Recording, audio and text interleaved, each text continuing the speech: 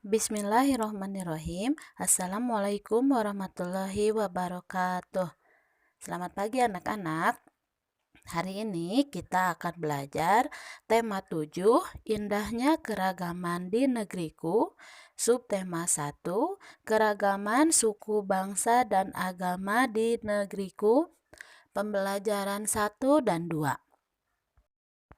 Indonesia kaya akan suku bangsa dan budaya.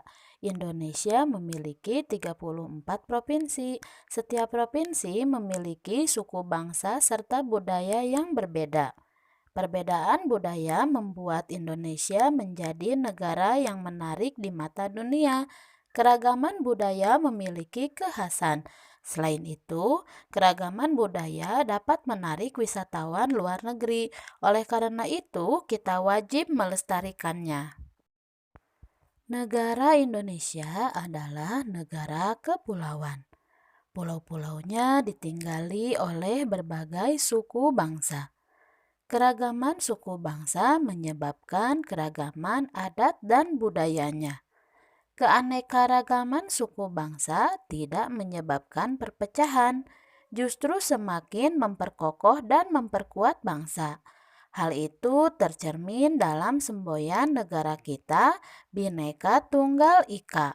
Artinya, walaupun berbeda-beda suku, adat, budaya, dan bahasa daerahnya, tetapi tetap satu, yaitu bangsa Indonesia.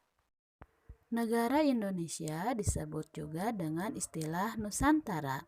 Nusantara berasal dari kata nusa dan antara. Nusa berarti pulau atau kepulauan, sedangkan antara artinya di antara. Nusantara diartikan sebagai satu kesatuan wilayah kepulauan di antara pulau-pulau. Wilayah negara Indonesia terdiri atas daratan dan lautan.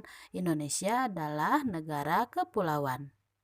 Indonesia memiliki 5 pulau besar, yaitu Sumatera, Jawa, Kalimantan, Sulawesi, dan Papua.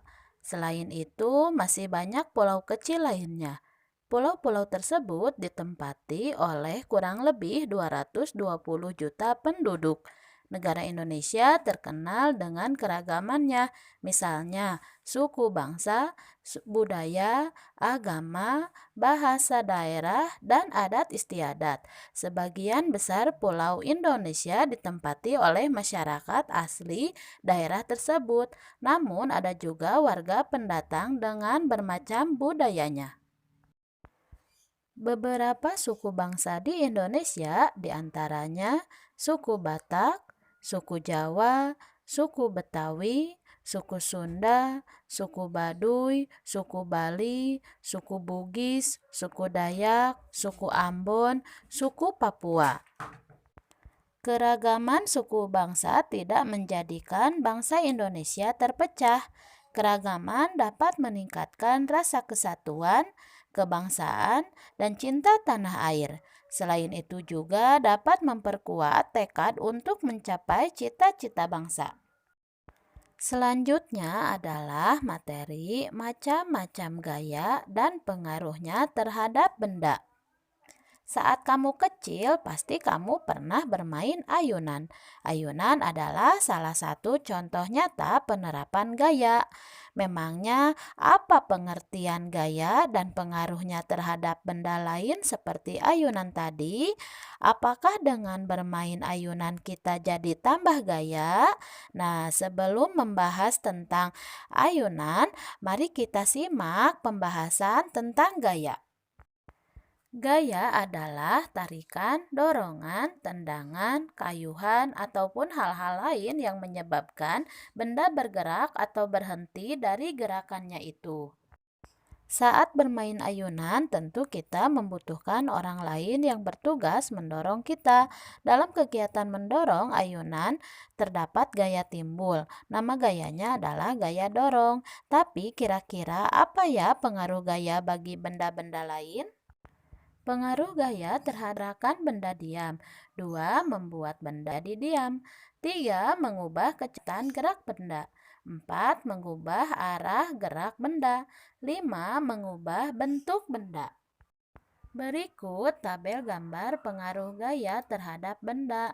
Contoh kegiatannya, mari kita lihat gambar berikut ya. Yang pertama, benda diam menjadi bergerak. Dua, benda bergerak menjadi diam.